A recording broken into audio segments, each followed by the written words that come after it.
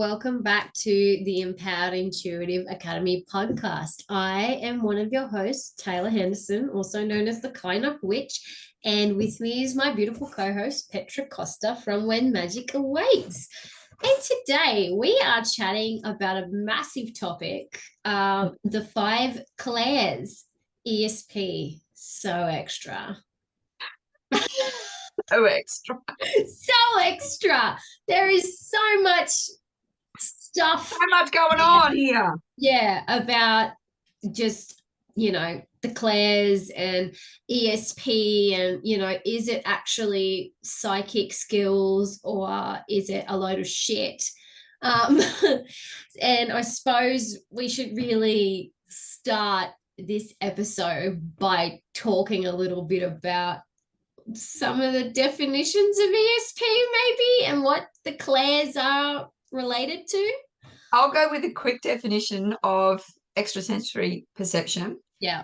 And ESP, also called sixth sense, is a claimed paranormal ability pertaining to reception of information not gained through the recognized physical senses but sensed with the mind. The mind. I think the most important word there in the whole sentence is claimed.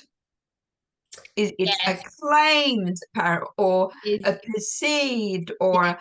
Every single definition you look up has got a disclaimer effectively built into the supposed phenomenon. So it already seeds that undertone of disbelief. So I think we know where dictionaries stand. Yes. On ESP. I think they've showed their bias.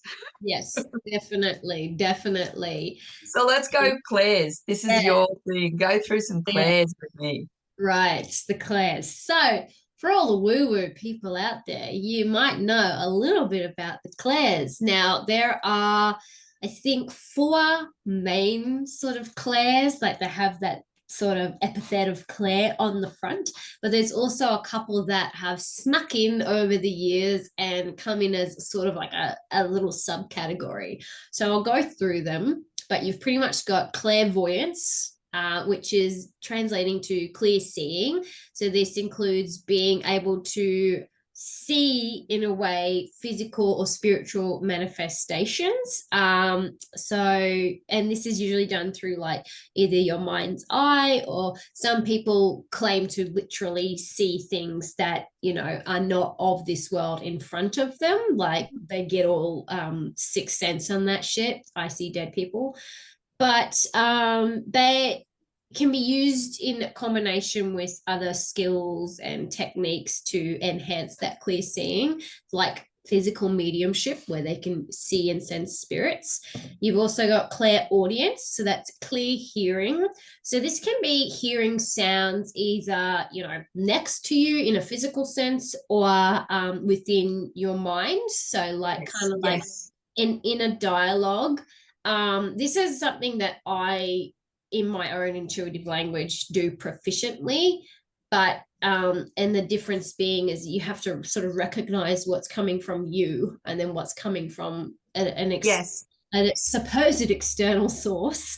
Yes, because I think I do hear dead people. I really do think I hear dead people, but only people I love. Yeah, and that could just as easily be my mind just comforting me with their words. So I'm happy to be a skeptic on that one, but I'm still also happy to listen to the words of wisdom. Yeah, exactly.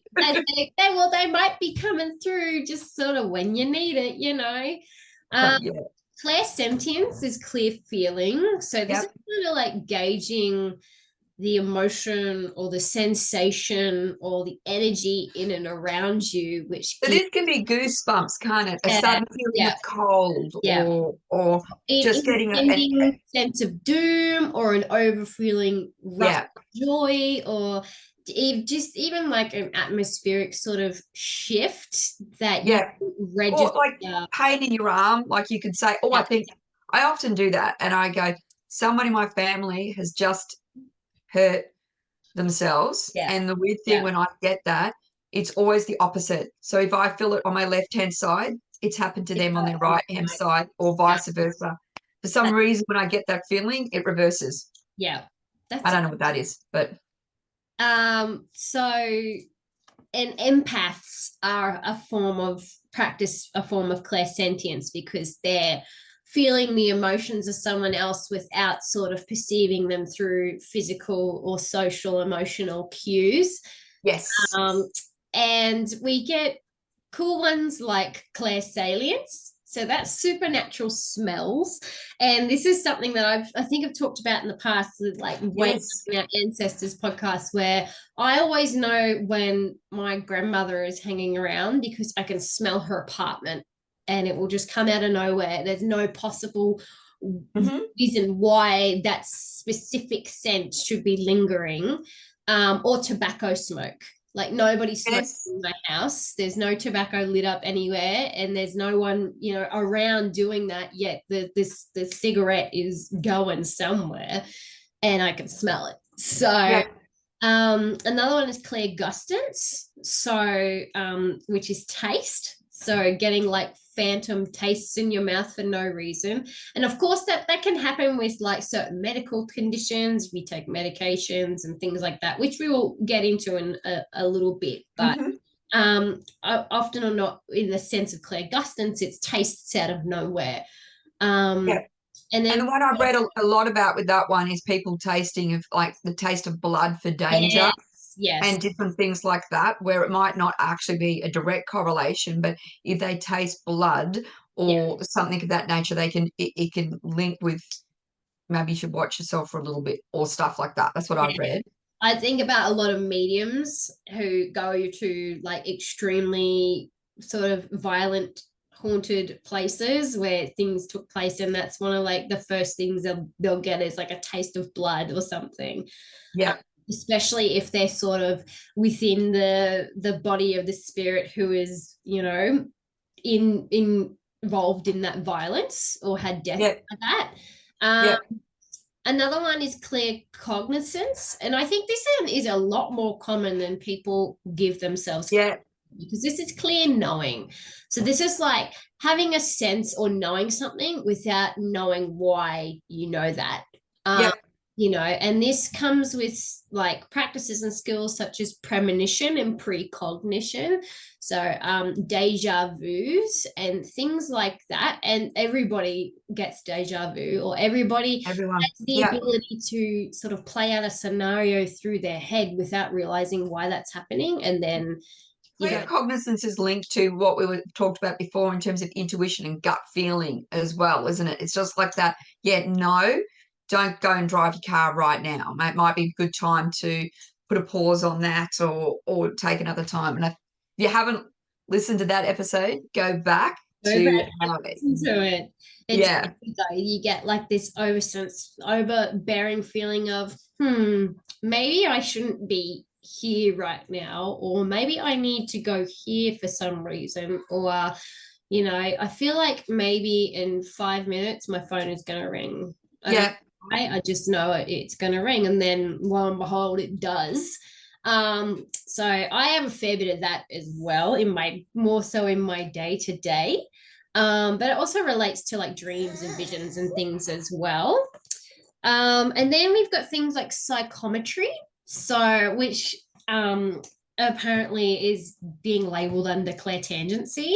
So tangibility being like the ability to hold something within your hands. It's picking something up and feeling its psychic imprint, isn't it? It's being able to touch something and have a link to what either the person who owned that, whatever it is you're holding, or to pick up the psychic energy, which is super interesting and also freaks me out. Yeah, it's weird, isn't it? They read the energy off the item, and which is funny because depending on where that item has been and who it's been with and stuff, like they're reading the energy off of that to see like if they get insight from the item and stuff. And it's also a way people connect to things like crystals and herbs, and another way to perceive the world around them is through touch and then channeling that energy. to get those They're- yeah. perceptions. And they're also talking, and I suppose with psychometry, is it called, that it's more about touching an object, whereas clear tangency, clear touching, is also about touching people. And when you actually touch a person and you get that sudden, Yeah, yeah. A lot of people like the movies. yeah, like in the movies, a lot of people will ask for a hand or something belonging to somebody, like a little tag lock, as we call Yeah, it. yeah. And I get that. I can connect to people. I'm COVID nearly killed me, not Yeah. through COVID being a bad thing, but I'm a habitual toucher. Like I just touch people, Yes, just touch their arm, or I'm really bad, and I didn't realize how creepy I could be with it until it was a social norm out there in the yeah, world that yeah, said you're not allowed to do it at all. Oh, yes, it was like a whole bunch of my communication was taken away from me, that I yeah. was just not being able to just even just like a light touching someone's arm when I'm talking to them. Yes, it's all I, about our non-verbal mm, communication and body language. that that that really really fucked up my way of being able to read people. Yeah, yeah. So I'm the same. I can't go anywhere without touching things. It's a way I, for me to connect into my environment. Like Tim gets the shits on me because I'll walk into a shop or something and I'm just touching everything. You know, next everything minute something's knocked off the shelf and he's like, "Why are you gonna do that? do Like, that. you're making me out." I was just in a $2 shop the other day, and literally I'm there and I'm like, squeezing all the toys and touching this and touching Yeah, that, and yeah. all the fidget spinners and all the everything. And then there's this massive sign, like a massive Not sign that says, touch. please do not do that. And Johnny's just looked at me and gone, and I gone, oh, surely that's for the kids. Yeah, yeah. And Surely that's it's with not the kids not for too. me. I'm allowed to. And I couldn't walk through there without. Yeah. Anyway, so I can Very understand that. And kinesthetic. I've got to be, sorry, go. Kids are very kinesthetic though. They feel the need to touch everything around them and and it's all a part of their sensory development as well, being getting to know, through Exactly. everything. And I don't know how much of what I do is clear touching, that I'm getting a vibe from people when I touch them, Yeah. or just that it is something that when I wasn't able to do it, it broke my natural flow of reading people. You know Yes. what I mean? So I'm not saying but I do know that not having to do that, sometimes I'm so focused on Petra, just back off and Yeah. not touch someone, that Yeah. I'm not getting, I don't feel like I can read them as well. I really Yeah. don't. So Yeah. that's interesting. And it probably leads us into the question, what's extra? Like, when do our natural senses Mm. become extra, and when are they just heightened? Or Yeah. when are you just more observant than the average bear? Yeah, absolutely. So we've got this.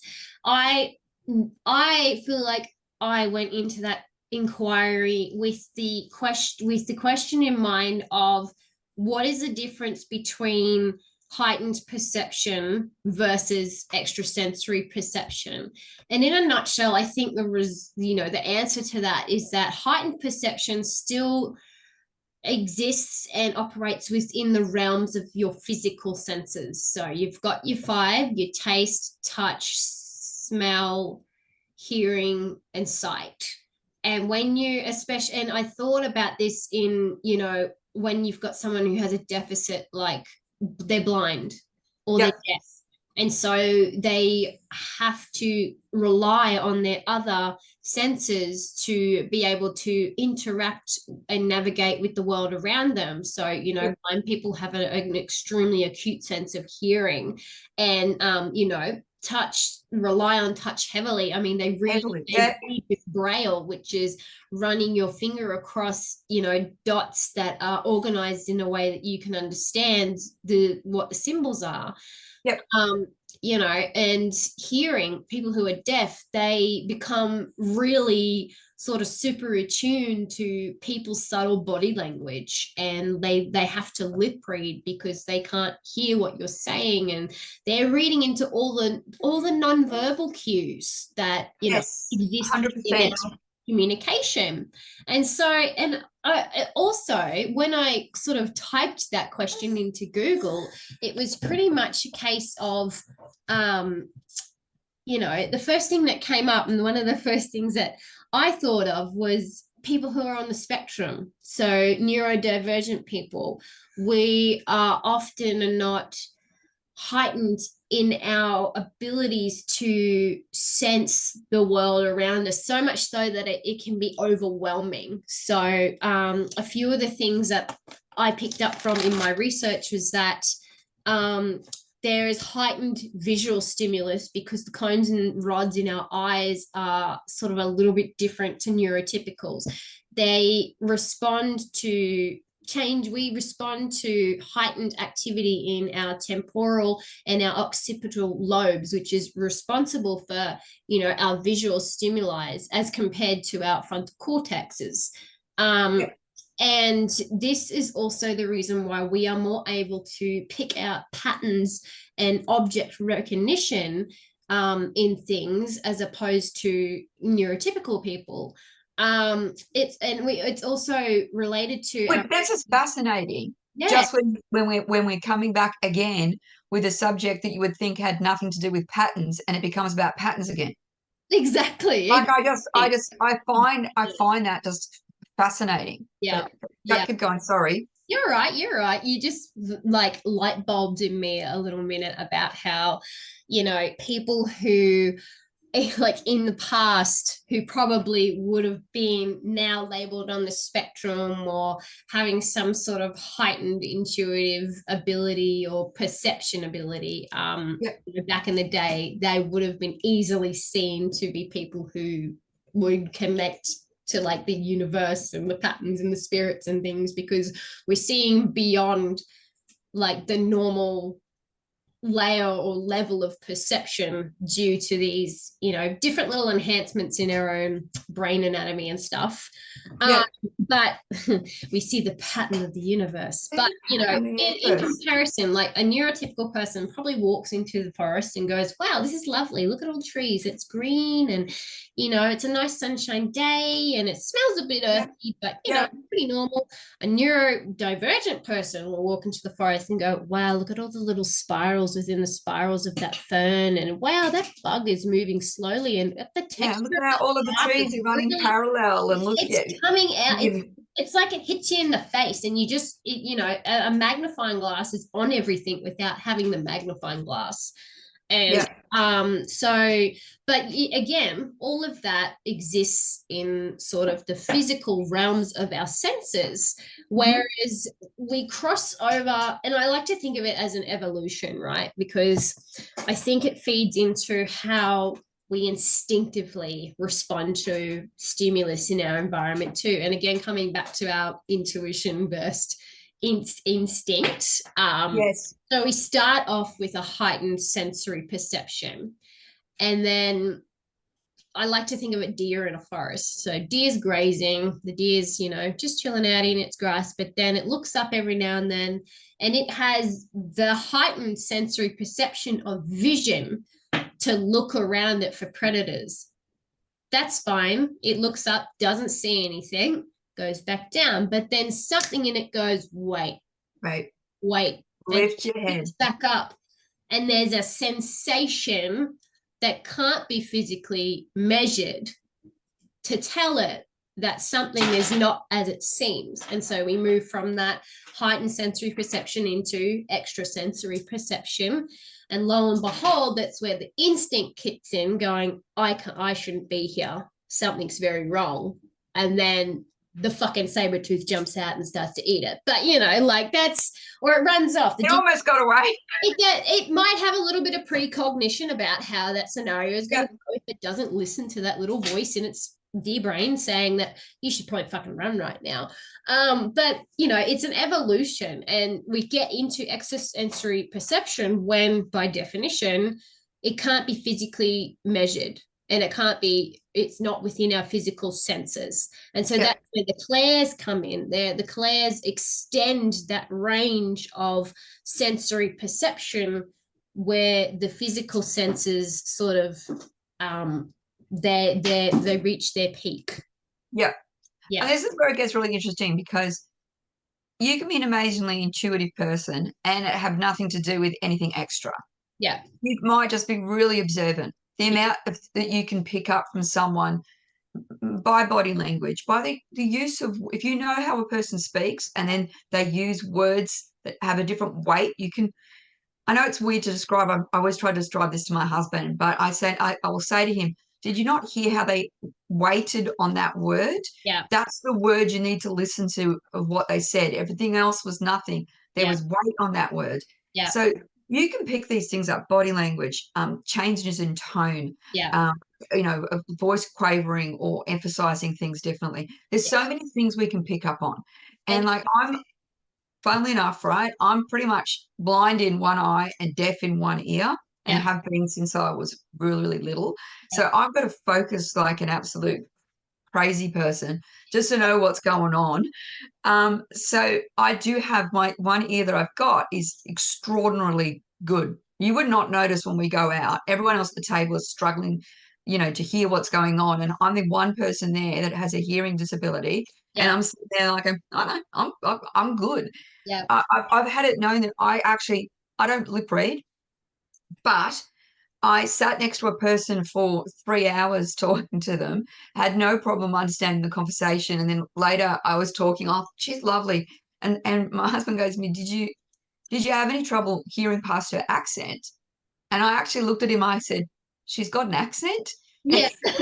Because she's got such a strong accent, Yeah. I couldn't hear it. And I actually wasn't here. I was probably lip reading and taking on the conversation. Yeah. Yeah. I actually, when I went back, if you had to ask me what she sounded like, I had no idea that she had a really, really, really strong Polish accent, which is an accent I That's so am. crazy. It sounds like you were just so hyper focused on trying to, Yeah, translate so that you couldn't understand that you blocked out the sound entirely of her accent. it's so funny. So I understand conceptually, having had to do this heightened level of Yeah. observation and focus. Yeah. I think it often comes down more to focus, and Yeah. it goes back to the touch. I've got balance disorder, so touching is really important for me to Yes. give me the information I need for my environment.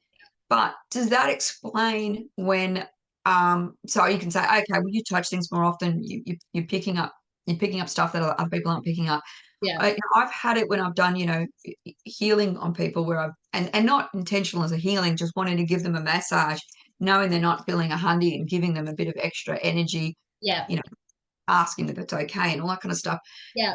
Felt things wrong in their body that turned out to be 100% accurate. Yeah. Now, you cannot feel a bone tumor. You can't feel that from the skin. No. But I, have been able to, pick that kind of thing up. Yeah. That's got to be extra. Well, that would come under the category of like medical mediumship and stuff. And that is like a whole field within itself in mediumship Yeah. practice. Yeah. People, use their intuitive gifts to help sort of sense or diagnose things within the physical or energetic bodies. But go. Sorry, no, you're good. We're vibing. I was gonna say your example too, relating back to like the autism. I've been watching that Love on the Spectrum lately on Netflix, and that is some wholesome shit. Go and watch that. But like old bud on there, his mum was told that he would never be able to understand physical cues or emotional cues with body language and stuff. But he intentionally, knowing that he would not be able to naturally understand it, studied people in their body language and in their emotional responses and cues, to the point now where he is so acutely aware of an emotional shift just by studying their faces. Yeah. And so you have a deficit in one, it might be considered a deficit in one area, but you've actually gained like somewhat of a superpower in another. Yes. Yeah. Yeah, he's daredeviled that shit, hasn't he? He's really taken up. Exactly. Yeah. And what I was going to say before when we were talking about, this is where it gets so very, very difficult, because looking into the science behind this, science wants to prove things categorically replicatable in a controlled circumstance, being able to make this happen again. So they would say, Petra, if I put someone in front of you who is a cancer patient and you lay your hands on them and you don't pick up something's wrong with them, it was just chance that you picked up something else. It was just pure chance. Yeah. Now, it makes it really difficult because I'm seeing a lot of going to the science now. We've seen a lot of debunking of ESP, all of the clairs, they've all been debunked. People have spent a lot of time developing different methods to try to measure as to whether, like, even those cards, I can't even remember what the cards are called, but those cards we've all seen, the wavy lines and the stars. Yeah, they're basically the person who originally invented those and did the original studies around this was later debunked because there wasn't a controlled enough circumstance, and he also had a bias in terms of wanting the results to be a certain way, and because then someone else couldn't replicate it, it was obviously hokum. But the thing is, I'm only going to feel something on someone that I connect with. You give me someone that most people that have any kind of, or not even any kind of ability, most people just in terms of human nature don't open themselves up to complete strangers. Like we don't all go and greet, the person that we see at a bus stop with a hug and a kiss on the cheek. We really are locked off to them because they're a stranger. We don't know them. We've got our guards up. To think that in a scientific environment, you're going to be able to have a connection with just random people, and that if you can't do that, therefore it's all a setup, is sort of like saying you're trying to test the wrong thing. Yes. It's like saying to me, you don't understand. Like one of these major studies that was done to disprove psychic ability put random like 20 people in one room and a random 20 people in another room, and basically said to them, okay, now we're going to show you an image and you've got to project that image to the person in the other room. And these people didn't know each other. They had no reference to having any psychic abilities in any point in time at all. Yet they were supposed to be able to look at a budgerigar and transfer that information to the person in the other room that was also showing no skill in that. And I'm like, how was that proving anything? I relate it to asking someone who has admitted that they can only draw a stick figure and then putting them in a room with an easel and paints and saying, now please replicate a masterpiece. And when they can't replicate the masterpiece, that somehow proves that humans can't paint. It doesn't make it just. I'm just looking like you're creating. To point that out, because that's exactly it. We're both artists. You're proficient at digital art. I'm proficient at painting. If I was to try digital art, I would fail miserably. I don't know what you're like as a painter, but to assume every give it a crack, but to assume everybody is will have the same level of psychic ability just based off one test, and really they should have been testing for the different skills. Yes, that's one see it as skill. Their own intuitive language. They are going to perceive, and it's the same with physical senses. You're going to perceive something intuitively completely different than the person next to you, and to say that there is a rigid, measured way to exhibit these psychic abilities it's shit. It's just crazy. It's shit. Now, a lot of the research I did is sort of like blurring the lines between extrasensory and or psychic abilities with mediumship. And let's just there is a big line in the sand between the two, and you can have a person that can be a medium, and that's more, from what I can understand, communicating with people that have passed or other beings. Rather than when we're talking about extrasensory and psychic, where that's picking up from people that are still here in terms of our normal universe. But I did have an interesting thing. There's been a 2020 meta-analysis of data that was shown when they studied mediums, when they were scoring on these kind of testing where can you tell whether it's the stars or the squiggly lines. They significantly tested higher than anybody else. So it would lead you to believe that there is a link between mediumship and psychic ability. Yeah. there. But I'm thinking if you're using a certain kind of brain, you're using a certain kind of your brain. But there is science around this, but one that got me, and I just want to share it, even though it's probably in the wrong place. But in 1985, there was a chess match that was held between the grandmaster at the time and a person who had no chess knowledge and was going to channel a grandmaster that had passed away previously. And he passed away like That's 30 something. interesting. Yeah, he Yeah. passed away like 30 something years ago. And it was really quite, it was set up in a controlled environment. Not only the guy lost, like the person, the person who was still in this world won. The person was channeling the Hungarian grandmaster. He lost, but he lost in how many moves? 48 moves, which if you're playing a grandmaster is a pretty freaking good showing. Yeah. You're not going to have a 48, a chess match going 48 moves At long. unless you know Yeah. your shit. Now, Yeah. this guy apparently said he didn't know chess at all. Yep. What they did later is they studied the pattern of how the game was played, and the game was being played with chess moves that were predominant because chess actually evolves through time. So Yep. it's played different in different times. Yeah. And so it was actually when they studied the chess moves, this guy, the medium, was actually playing chess as you would play it 50 years ago when this other guy was actually a grandmaster at the time.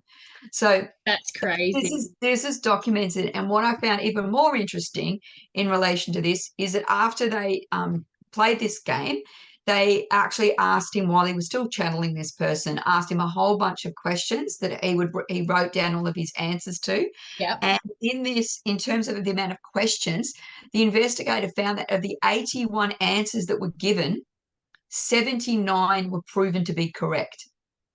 That's a pretty good strike rate. Yeah. That's crazy. I just thought that was like literally so crazy. Now, of course, you can debunk that. You could debunk it and said, oh, that guy really, he really was a grandmaster in hiding. Well, he don't become a grandmaster. That other fella prior and was like, yeah, you don't just become a grandmaster. And there's not that many of them around. And apparently they did actually go and talk to all of the grandmasters that were around at that particular time, and none of them had been contacted by this guy. Yeah. So this guy that just randomly comes up and plays, they hadn't spoken anyway. Yeah. So I just thought that was like a little fascinating tidbit.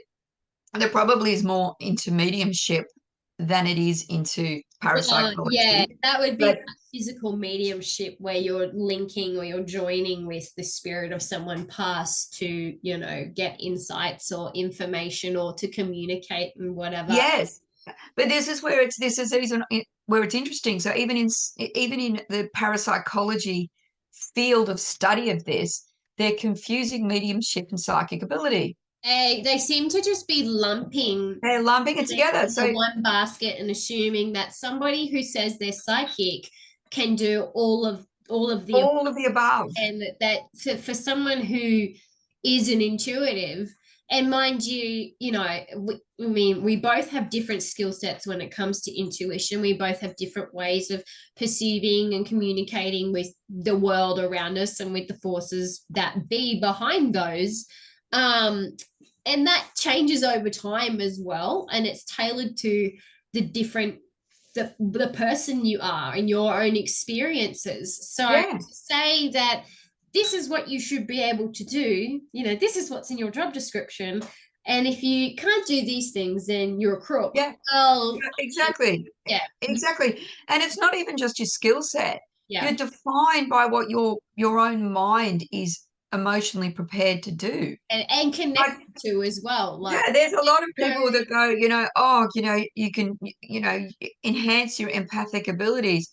Dude, you guys are overwhelming me with what I'm getting already. Like, I know. That's it. So I might even have in my mind just things where like going, I just don't want to go there because I'm not emotionally equipped for it. Yeah. I can't be fagged dealing with your shit, which could be another really, really high thing on the list of why I want to block that crap out, because I'm like, it also speaks to the show pony mentality people have towards people who, you know, have ESP, like can tap into their ESP. You know, the minute someone finds out that you know, you do cards or What am I thinking? read part, what am I thinking? Am I going to win the lotto? Like, you know, blah blah, and it's like, that shit is not on demand. Like Yes. tell you that right now. If you want an actual reading, then it's just some of the reasons why I detest doing like one-on-one, you know, tarot reading, psychic thingies. It's not my cup of tea. I've done it. And I didn't enjoy it because you are put on a display. Yes. And if your insights aren't 100%, then you're just going to get crucified. Not that mine weren't, but it's not the way my intuition works, you know. No. And the thing is, people will go to a doctor, and when they go to the doctor, they'll say, "Oh, what are you in here for today?" "Oh, I'm in here because my knee's not really feeling 100%. You know, it hurts when I do this. Oh, let me examine your knee. Let me do this. Let me do that. Maybe we'll send you off for an X-ray, and then we'll come back and we'll give you a consult." Perfectly acceptable. Everyone has no problem with that. Yeah. You go to medium, psychic, fortune teller, whatever you want to label it as. You go there and you go, "What are you here for today?" "You tell me." Yeah, you tell me. Tell me. Like, And it's like, dude, you want to come just think of your scope of existence, yeah. of what futures are in front of you. Yeah. What the dickens? You don't only want me to narrow down on all of the possible things that are in your future. Yeah. You want me to make comment about all of the things that are in your past. Yeah. You want me to make comment on all of the people that you're dealing with at this particular moment.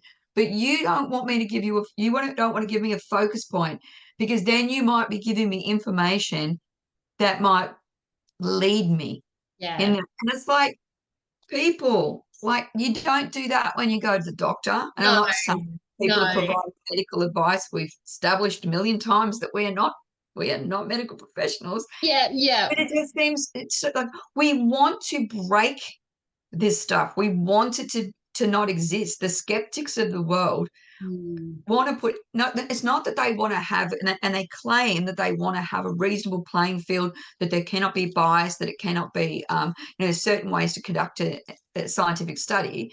Yeah. But I've got a quote here I've got to read you, which Okay. this blew my mind, because we're talking about these two psychologists were getting into a debate about ESP, consciousness, and all of these different things. And having a separate consciousness to our physical body, that there might be a world or universal consciousness, etc., that we might be tapping into, that we might be able to perceive, goes into the world of dualism.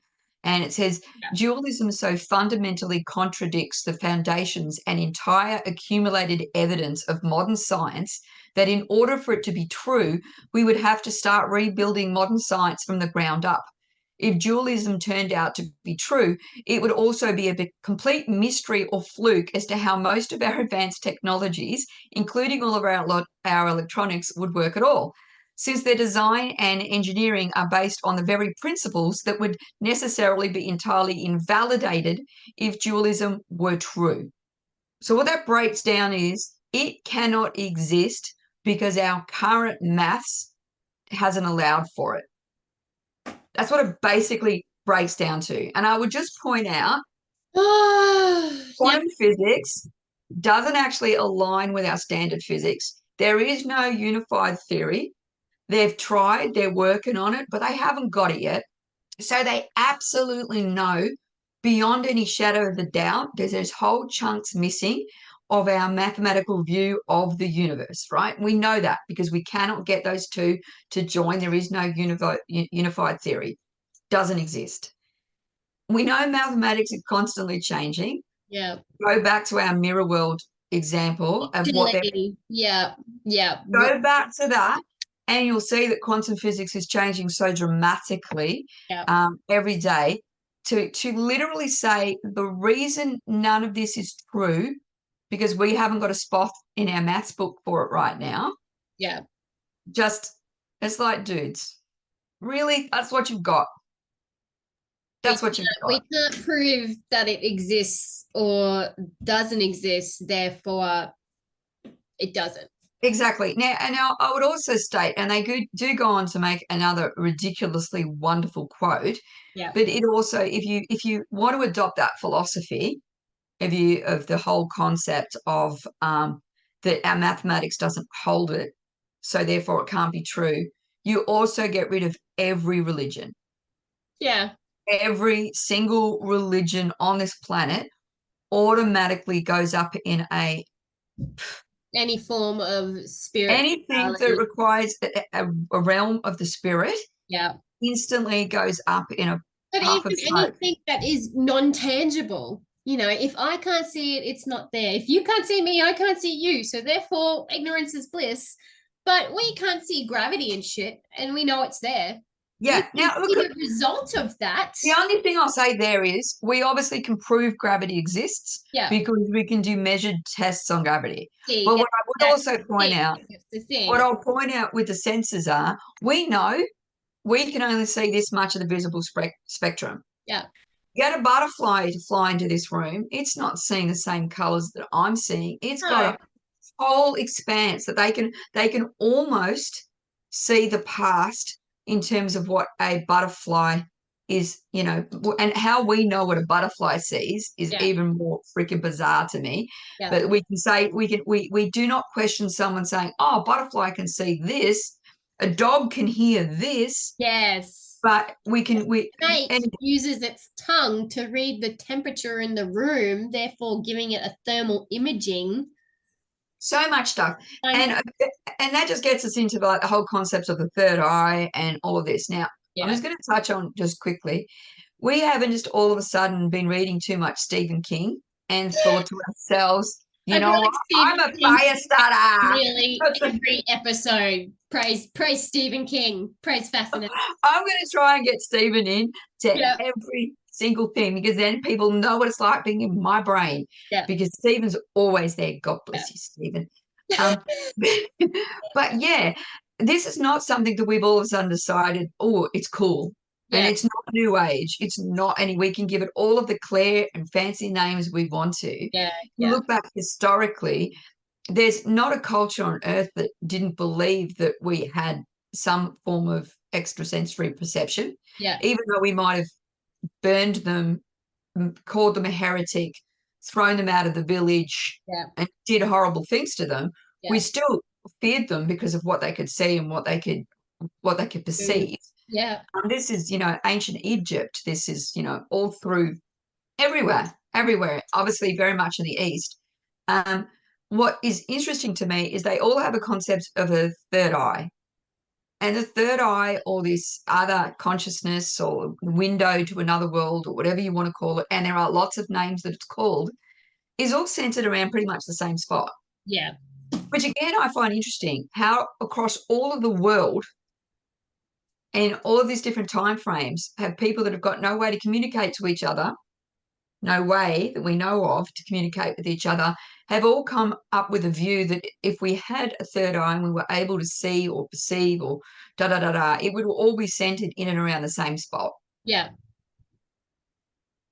That's just Why is that? inherent DNA knowing that that is something that exists and we utilize.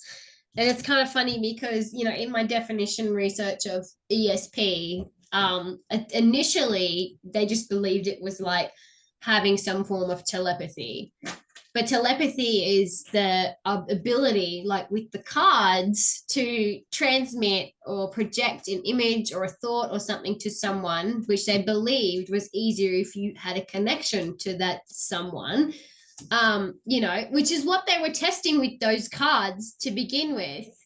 And Yep. ESP is utilizing that, but it is not that. ESP is the wider range of our perception. And I like to think of it as our indigenous peoples and our peoples of antiquity knew that there was a range beyond our physical range, and that if we utilize certain divination practices or plant medicines and things like that, we can tap into that and go past our physical barriers a lot easier.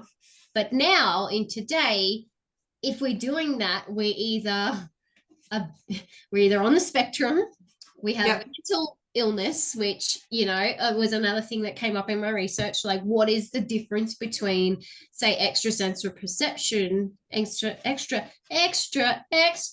sensory perception and hallucinations, or, chemical imbalances in the brain and schizophrenia and things like that. And even within that, schizophrenia has a base in the physical. It's either, there's no definite cause for it. They believe it's just a biological makeup, which could be chemical imbalances or brain injury to certain parts of your brain that affect your vision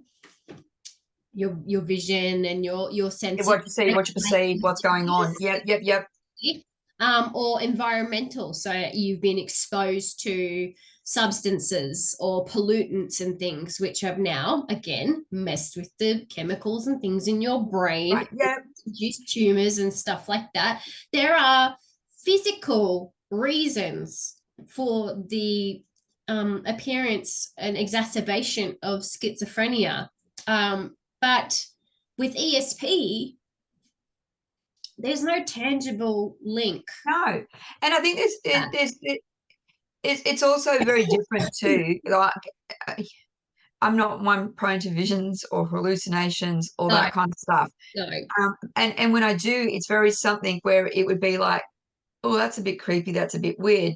But it's still, it's in a logic system in my brain that my brain can, that it can process. For me, a vision is kind of like when you're having a daydream, except you know there's a bit, that something in you says that was significant. Remember that. Remember the symbols that, like when you dream. Exactly. But some of these visions, obviously, and the hallucinations that are brought on with all of these conditions, and again, not being a medical professional, but if you're in a fever, everyone knows a fever dream is something completely very, very, very different to a dream. Yeah. So I think when we're starting to perceive things that are tangible in our brains, as in we can process it in a framework, then we just aren't saying accept everything we see. But when people are seeing things, I think, you should watch yourself today because this might happen, or I think I need to ring my, auntie because I just feel like I need to give her a call. Yeah. Now, this brings me on to two things. I just read this. This is in my research notes, and I hadn't read this paragraph yet, but it's talking about telepathy. Yes. And it says telepathy refers to communication outside of the known senses. Many studies have demonstrated that we can read other people's minds because we have neurons that act as automatic mirrors. In fact, we can grasp the intentions and emotions of others automatically. Right. And I know, fucking mirrors. That's interesting.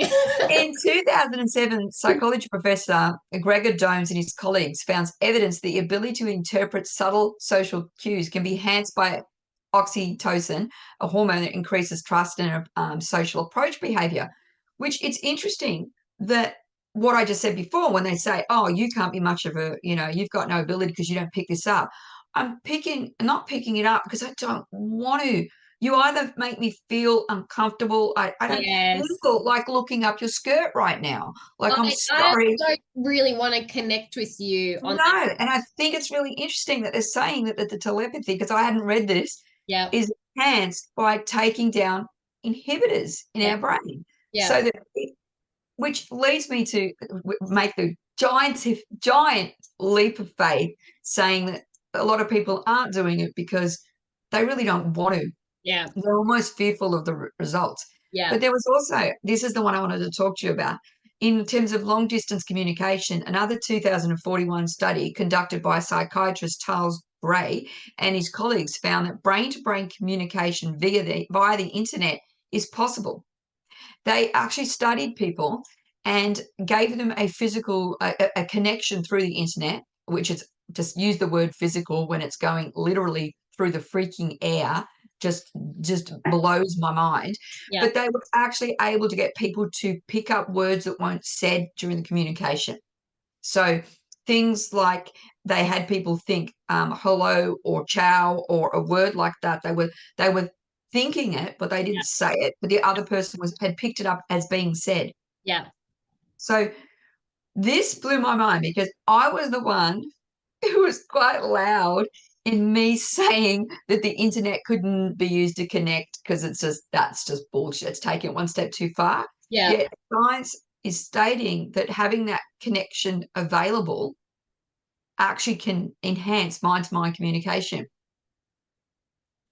It's funny because That it blew my mind. brings up a point of, you know, not being able to measure extrasensory perception in a tangible way, but we can very much use tangible conduits to create those connections. Like these physical items and things act as sort of portals or gateways to connect to energies that are beyond us, right? We do it with divination tools, we do it with crystals, we do it with communication, you know.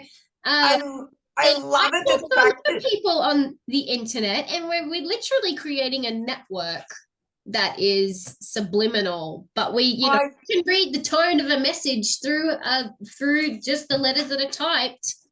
I am literally just loving the concept that the human brain, with all its super, because I've always stated this when people talk about different stuff, when they talk about psychic abilities, when they talk about ESP, telepathy, whatever it is you're talking about, and it gets poo-pooed. I've always said, so you're basically saying, in terms of, say, telepathy, or being able to pass some information through the air to another source, which is a phone, which is a TV, which is a radio, an invisible signal that goes through, measurable but invisible.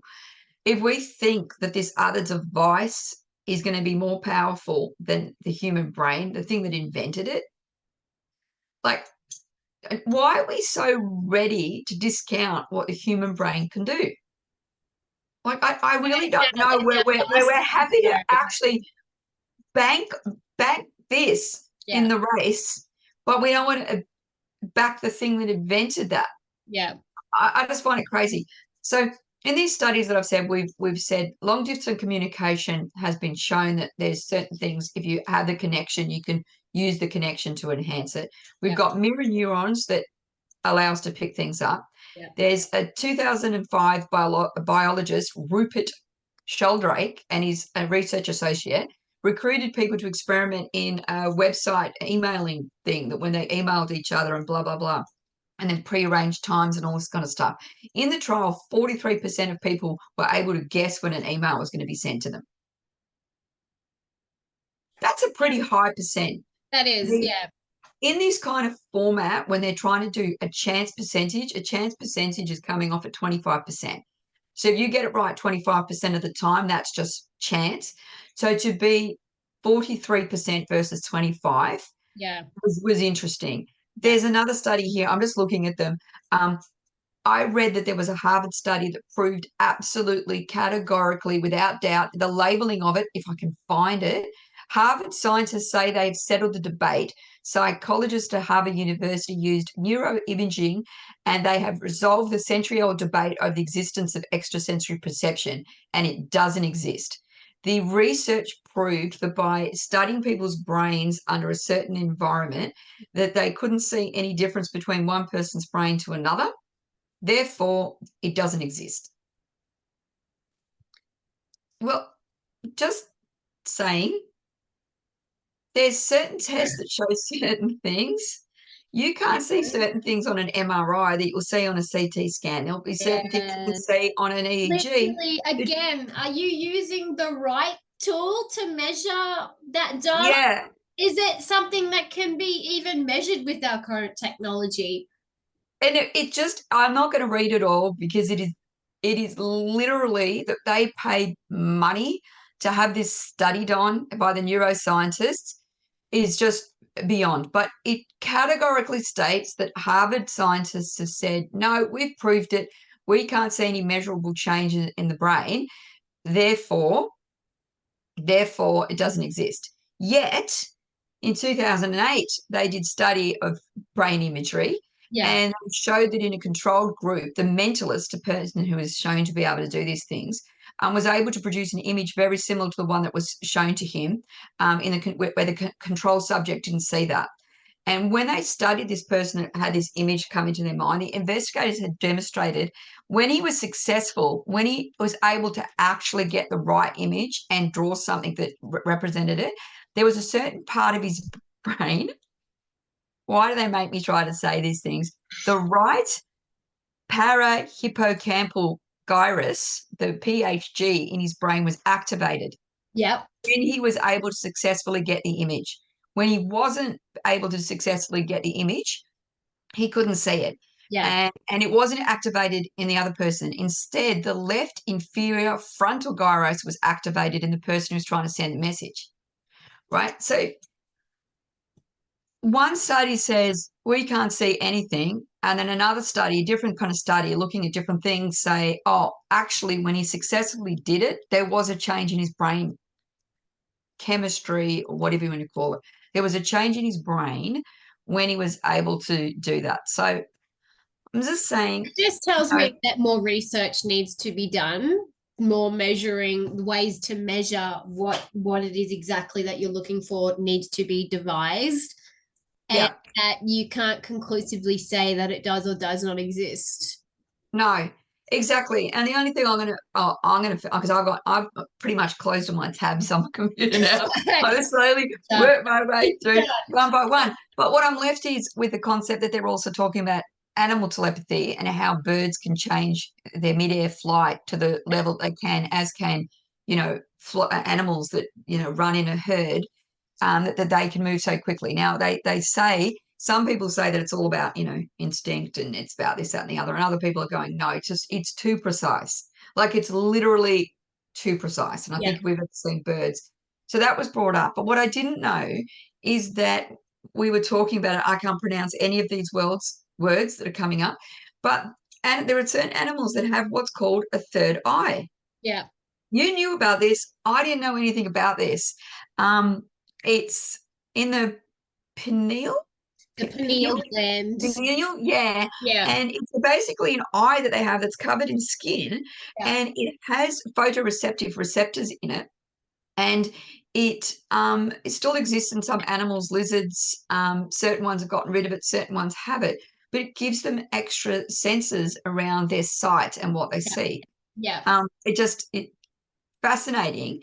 And when you talk about that, there is a school of thought in the spiritual communities that there is a part of our brain that's what part did we say? It was the pineal, the parietal gland. eye and the pineal gland. Yes. Third eye within our own human anatomy that has been closed off due to evolutionary changes. I love that. I love conceptually that we had it, and we're knocking it out through evolution. The only reason I knew about that, funnily enough, was because a lot of people like to give other people shit for having calcified pineal glands, meaning that they're not open-minded or they're not intuitive, that they're closed off. And I'm going to start using that as a diss. Yeah. I'm just going to say to people, closed-minded shit. You got the most calcified pineal gland I ever did see, bruv. I love it. I absolutely love that. But again, we know we don't understand how the brain works. We know we don't know how to measure this by the fact that two research groups can say, one of them can say absolutely 100% no, brain didn't change. And another group can say, well, actually, the brain did change when we measured it a certain way, when they got a correct response. Relating back to evolution with our whole the development of our brain. Like, a lot of people are flat out believing that we started as like ape-like hominids with a brain that was only this small, capable of doing this, and this, to millions of years of evolution where we changed and therefore our brains began to expand, and due to our environmental factors and things like that, where we got to the point where we could connect A and B dots that before we couldn't even see, right? Wasn't even on the table. But now all of a sudden we recognize that rock and flint, if I do that, will make a weapon. That was inconceivable. But now absolutely.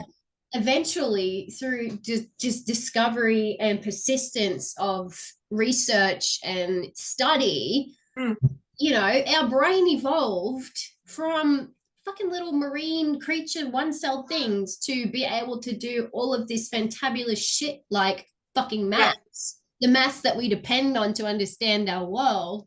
So how can it be inconceivable to think that our physical structures are still evolving to include the reading of extrasensory perceptions? Yeah. Well, this is the thing. And this person actually, like, I'm 100% with you. Yeah. And it's also saying that there is actually a basic psychological reason why people defend their position so strongly. And it's the same thing that will that where religious groups took such a long time to accept evolution.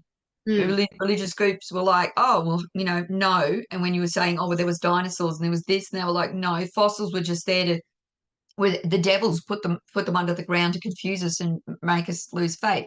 Apparently, there's psychology around that, and it comes to protecting our beliefs and protecting our views. Yeah. And it would make sense to me that science, especially, would need to have that.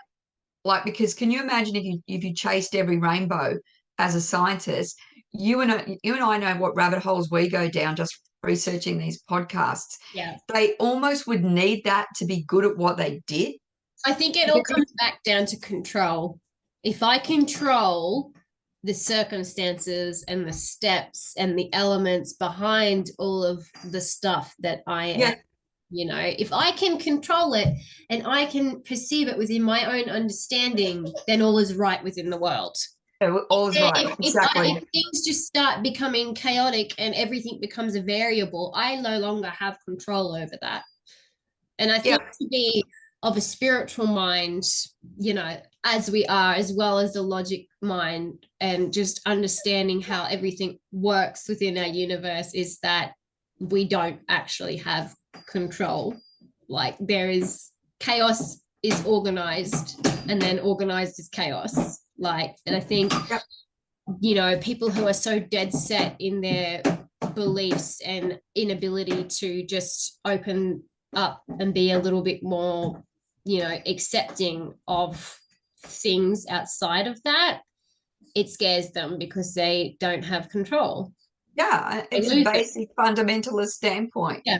Yeah. If I can't explain it, therefore it doesn't exist. It doesn't exist. But we take it one step further and then we mock and deride people who think differently. Yeah. Even though those forward thinkers, you know, have moved on to become quantum, you know, quantum physics came from that. And I know I always come back to quantum physics. And the only reason I come back to quantum physics is because for some reason that's now acceptable. Yeah. Whereas 60 years ago, it wasn't, you know what I mean? So it's think about our mate Einstein, you know, I could imagine his theories about energy creation and destruction, you know, all of that, EMC squared, all of that would have been just so downtrodden on by the scientific community exactly all the time. But now his theories are like the base teaching for all of the stuff we understand about how our universe works and the mechanics of energy transfer and quantum physics and all of that. So, you know, and like we were saying with our podcast about the tobacco up the arse. What was that one? Mocking alternative beliefs. You know, there are lots of theories. It's the only way I can fucking remember it. There were lots of theories in that which were later on proven to be aligned with actual scientific basis. Yeah. And the ones that was through long-standing anecdotal sort of evidence and, you know, consistent trial and error.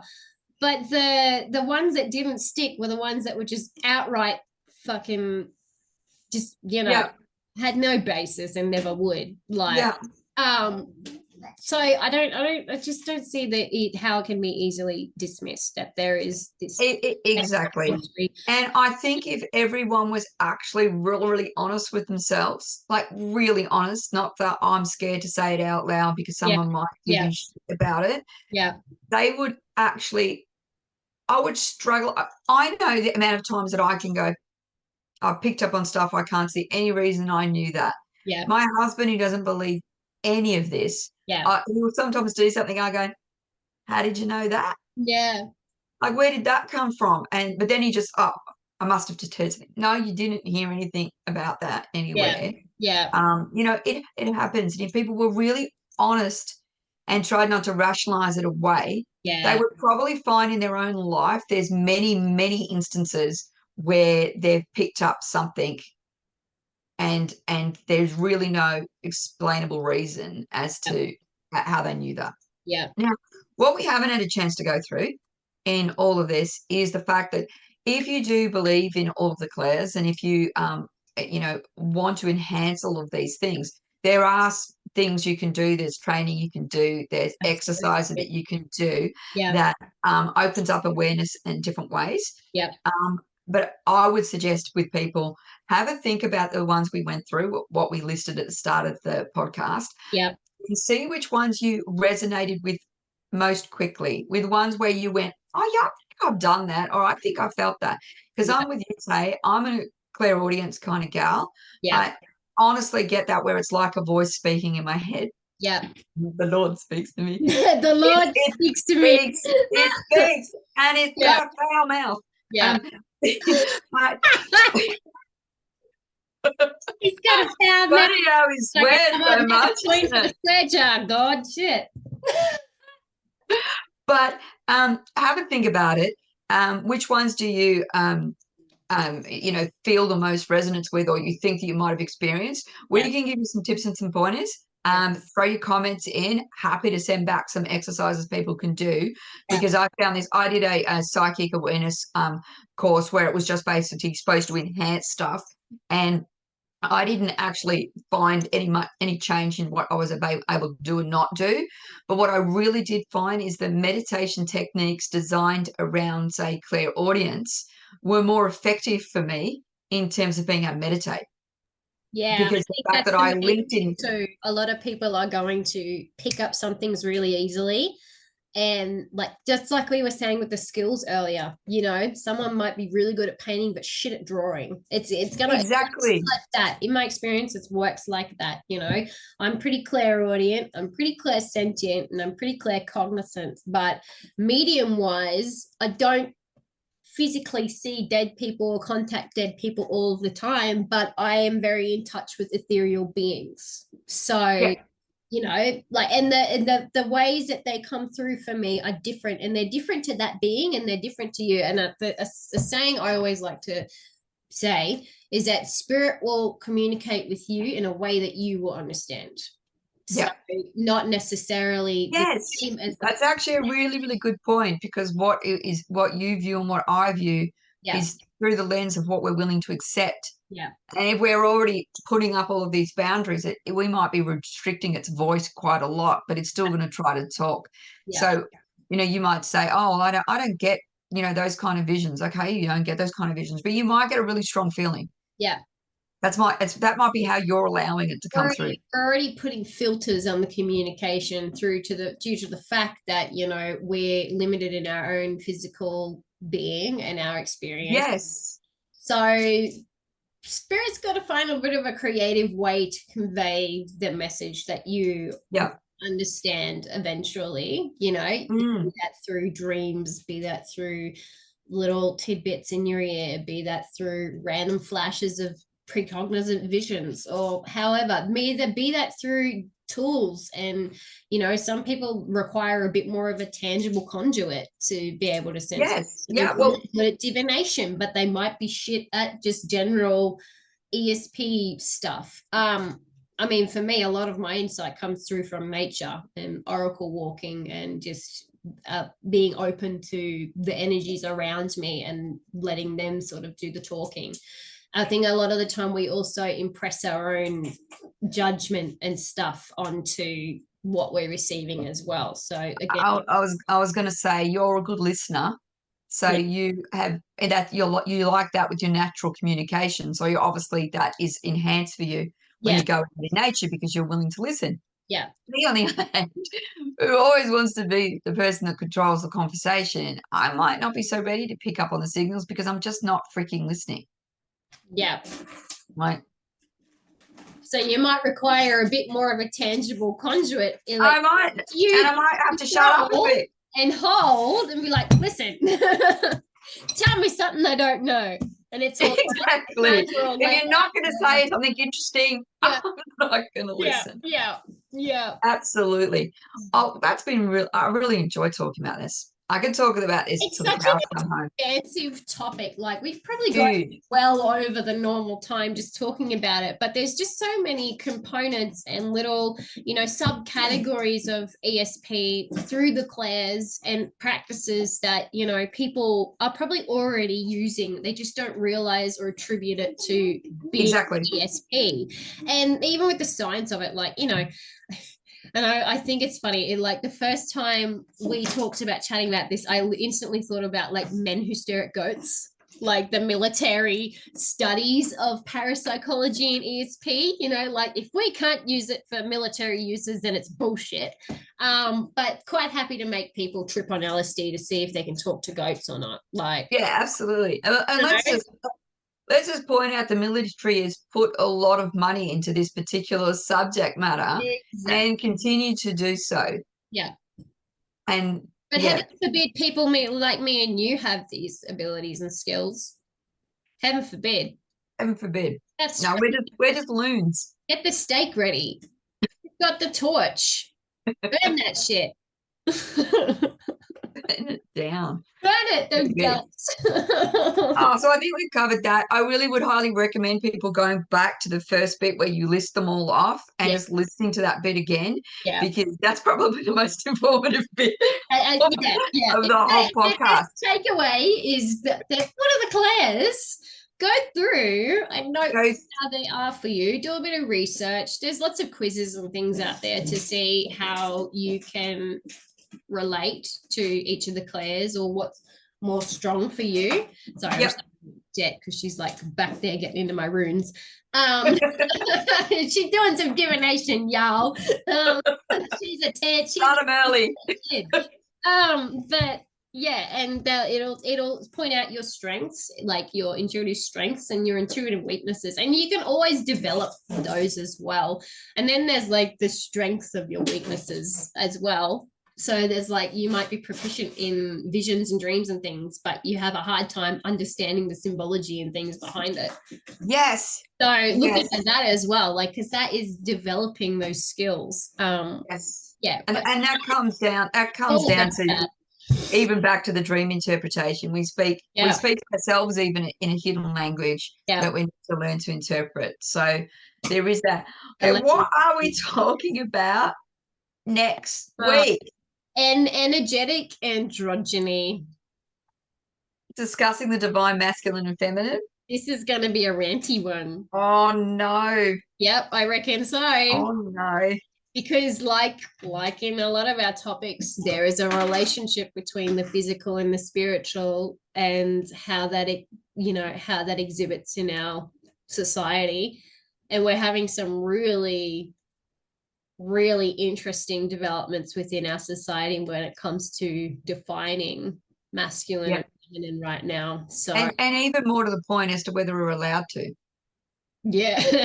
Yes. There's a lot of that too. So okay, that's going to be I'm going to have to do a lot of research on that one. It's going to be interesting for sure, But we should probably end our chat for today with that. So as always, people, curiosity may have killed a few cats because they didn't listen to their intuition and instinct, and they ended up getting hit by that car. Soz Fluffkins. But there is no growth in ignorant bliss. Poor Fluffkins. Not at all. I love him, I really do, but I wish he would just not be such a dumb.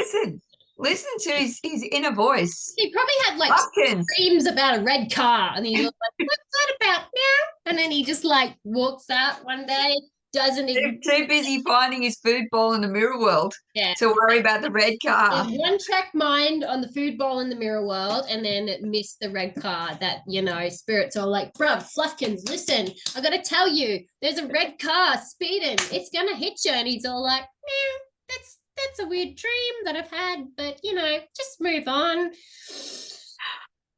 All right, Fluffkins, So you need to work on it. We've got some exercises for you, so it's all good. We'll fix you right up. Yeah, after That was great. That was great talking about that. Yeah. There's a lot of podcasts people have to go back and review. Yeah. Otherwise, there will be an ignorant bliss. Yeah. Mm.